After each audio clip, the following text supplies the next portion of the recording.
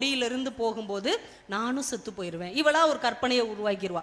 இந்த கொடியில இலை இல்லாம போனா எனக்குள்ள உயிர் இல்லாம போயிடணும். ஒவ்வொரு நாளும் இலை கொட்டிக்கிட்டே இருக்கும். இவ இன்னும் வீக் ஆயிட்டே இருப்பா, பலகீனமாயிட்டே இருப்பா, பேச முடியாம, சாப்பிட முடியாம, மூச்சு விட முடியாம திணறிக்கிட்டே இருப்பா. இவங்க பக்கத்து வீட்டில் ஒரு ஓவியர் இருப்பார், ஒரு வயசான ஓவியர். அவர் எத்தனையோ ஓவியங்கள் வரைஞ்சு வரைஞ்சு பார்ப்பார், அது பெரிய அங்கீகாரமே கிடைக்காது. அவருடைய வாழ்க்கையின் லட்சியமே என்னன்னா, சாகிறதுக்குள்ள ஒரு சிறந்த ஓவியத்தை வரைஞ்சிட்டு செத்து போயிடணும் அப்படின்னு தான் அவருடைய லட்சியமே.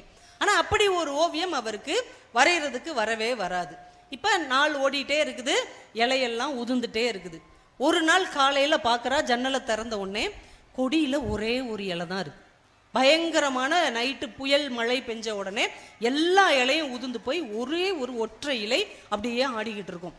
இப்போ இந்த ஜான்சி சொல்கிறா, இந்த வந்துருச்சு, கடைசி இலை வந்துருச்சு, இந்த இலையும் உதிர்ந்துருச்சுன்னா என் உசுரும் போயிடும் அப்படின்பா.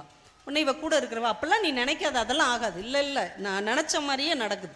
இலை உதிர உதிர என் உடம்பு தளர்ந்துக்கிட்டே வந்தது, இப்போ கடைசி இலை மட்டும்தான் இருக்குது, அந்த இலை உதிர்ந்துட்டுனா நான் செத்துருவேன், அநேகமாக நாளைக்கு காலையில் இது உதிர்ந்துரும்பா, நீ பேசாமல் தூங்கு அப்படின்னு அவள் திரையை போட்டு ஜன்னலில் மூடிடுவா. அன்னைக்கு நைட்டும் கடும் புயல் மழை பெய்யும்.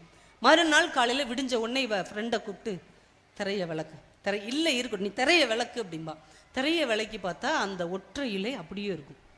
அவ்வளவு கடும் புயல் காற்றையும் தாண்டி அந்த ஒத்த இலை இருக்கும். அவள் அப்படியே மெதுவாக நிமிர்ந்து உட்காருவா. இவ்வளோ பெரிய புயல் காற்றை தாண்டி இந்த ஒத்த இலை ஜெயிச்சிருச்சா, தப்பிச்சிருச்சா? ஆமாம், பார்ப்போம், இன்னைக்கு தப்பிக்குதான்னு பார்ப்போம் அப்படின்பா. அன்னைக்கு நைட்டும் பயங்கரமான புயல் மழை பேய் காத்தெல்லாம் அடிக்கும். இவங்க ஜன்னலெல்லாம் சாத்தி வச்சிருவாங்க. மறுநாள் காலையில் ஜன்னலை திறப்பா, கண்டிப்பாக இலை விழுந்திருக்கும் அப்படின்னு சொல்லுவா. ஆனால் அந்த இலை அப்படியே இருக்கும். இவ அப்படியே நல்லா ஸ்ட்ராங்காக எந்திரிச்சு உட்காந்து, அப்படியே இருக்குதே, இந்த இலை தன்னை காப்பாற்றிக்கிருச்சே, நானும் பிழைச்சிருவேனோ அப்படின்னு ஒரு நம்பிக்கை வரும். அடுத்தடுத்த நாள் மழை பெஞ்சாலும் புயல் அடித்தாலும் அந்த இலை அப்படியே தன்னை காப்பாற்றி கொண்டு இருக்கும். இவ கொஞ்சம் கொஞ்சமாக எந்திரிச்சு அவள் வாழ்க்கையில் பிழைச்சிருவா, உயிர் பிழைச்சி தப்பிச்சிருவா. இப்போ அவளுடைய தோழிட்ட சொல்வா, இந்த ஒத்த இலை என் உயிரை காப்பாற்றிருச்சு பாரு, எப்படி இந்த ஒரு இலை மட்டும் தப்பிச்சிச்சு? அவள் சிரிச்சுக்கிட்டே அவள் தோளில் கை வச்சு சொல்வா, அன்னைக்கு நைட்டு இந்த இலை உதிர்ந்தா நான் இறந்துருவேன் நீ சொன்னேல்ல, அன்னைக்கு நைட்டு இந்த இலை உதிர்ந்துருச்சு.